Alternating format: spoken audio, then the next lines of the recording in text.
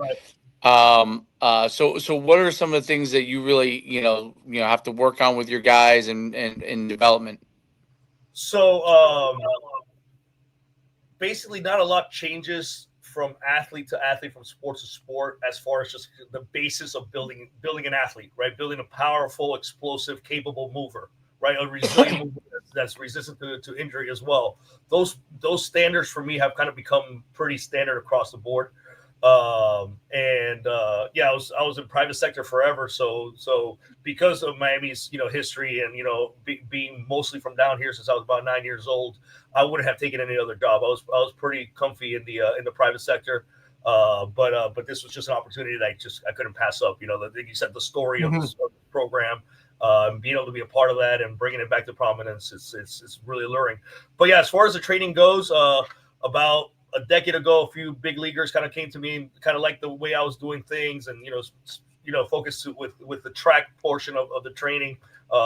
Very very kind of like a sprinter's model towards teaching how to sprint and those kind of factors. The way we were doing, the Olympic lifts and stuff like that, they were like, okay, I want you to do that for a baseball guy. And I was like, all right, let's do it, And then we jumped in on it, and as we did it, I started realizing I really didn't have to change that much. I had to add a little Right. bit more rotational force production, right? An ability to rotate, not lose any kind of mobility in the shoulder and elbow and that sort of stuff. But a lot of the stuff we do kind of adds to that, anyways, right? As far as at least a mobility standpoint, when you're doing snatches and cleans the right way, you're kind of improving that ability to get into these positions. You're not reducing any kind of mobility, right? If anything, you're strengthening a mobility range, which to me was really alluring to adding those kinds of lifts into a baseball program.